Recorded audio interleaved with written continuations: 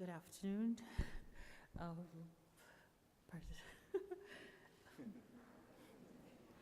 I'm very overwhelmed by this honor. Thank you. I'm here to salute Maya Angelou, Margaret Ann Johnson. And I want to begin by quoting the poet Derek Walcott. He once said this: "Genius has many surprises, and one of them is geography." I believe he meant that we can never tell from what place, what region, the poet, the prophet among us might come. Margaret Ann Johnson was born in 1928, the second child of Vivian Baxter and Bailey Johnson in St. Louis, Missouri. She came to be called Maya by her older brother, her beloved Bailey, because he did not know how to pronounce her Christian name. The geography of her childhood bear the names and places in the Midwest: St. Louis, Missouri, the American South, Stamps, Arkansas, and the American South bears a distinction like no other region in our country, and California. The geography of her adulthood bears the names of places like Selma and Ghana. Each moment of her sojourn in these places are vividly portrayed in her many books of prose and poetry. The encounters with horrifying events and people, the hatred she endured, but also the enduring love and many kindnesses saturated the many layers of her very being, and she never ever forgot them.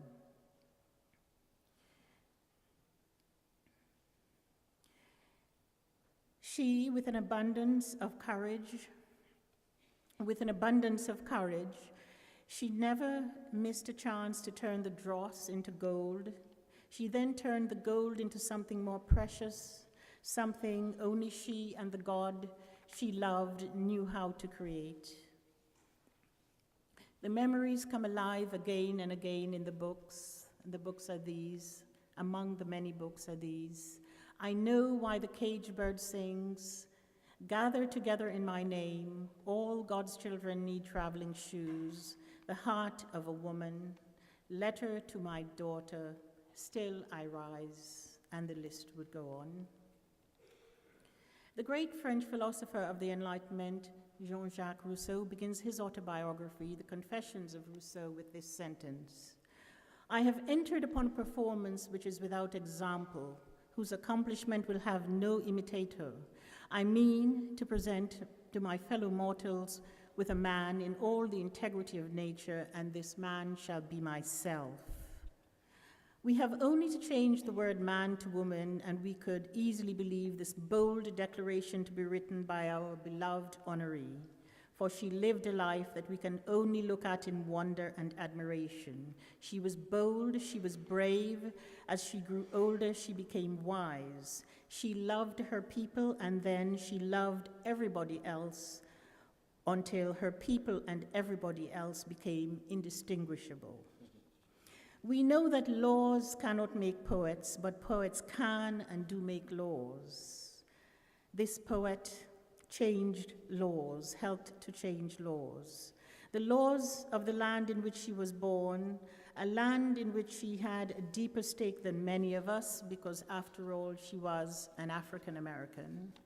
For a while, forbade all who looked like her from reading and writing. When the laws were not enough, the culture helped to strengthen them. But she devoted her life to making justice seem as normal and necessary as oxygen, to making injustice seem an interruption into the clear and smooth flow of daily life. She was our gift, and she urged us to generously share her among ourselves. On the day I learned of her passing, I was asked by someone to say something about her, and I had to say to the person asking that I couldn't really, because I was, much to my surprise, so overcome with grief. At the time, I told this to my friend, Professor Marcyliena Morgan, and her reply was, "Yes, have you ever seen anything more beautiful than a group of young black girls reciting, 'Still I Rise'?" If you have never had the pleasure of witnessing this, please run out immediately after this and find it. In the meantime, let me read to you the first and last stanza of the poem. 1.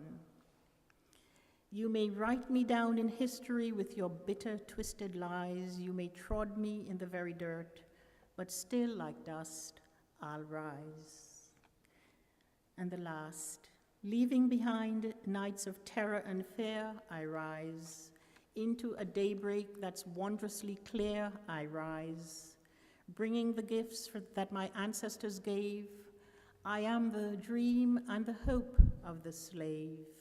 I rise, I rise, I rise.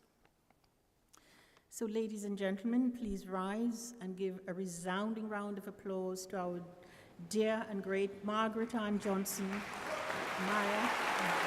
Maya's dear friend, Oprah Winfrey, is here to accept the Du Bois Medal on Maya's behalf.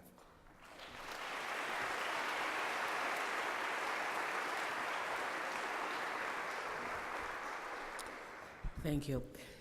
She was, of course, known as a poet. She spoke 6 different languages. She was most fluent in the poetry of humanity.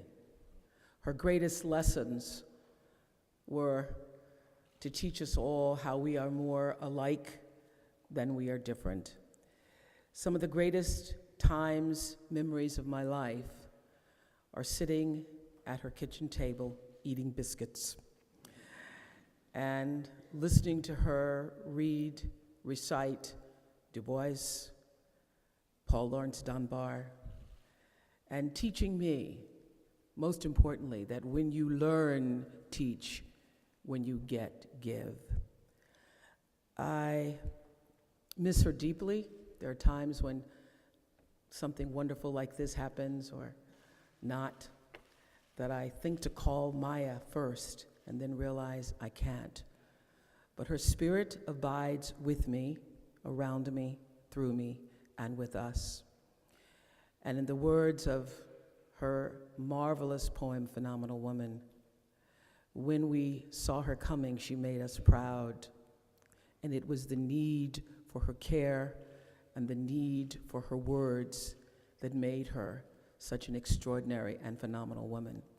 I am so proud that we became friends, and later she said that I was her daughter, sister, friend, and I accept the W.E.B. Du Bois Award on her behalf. I know she'd be thrilled. Thank you.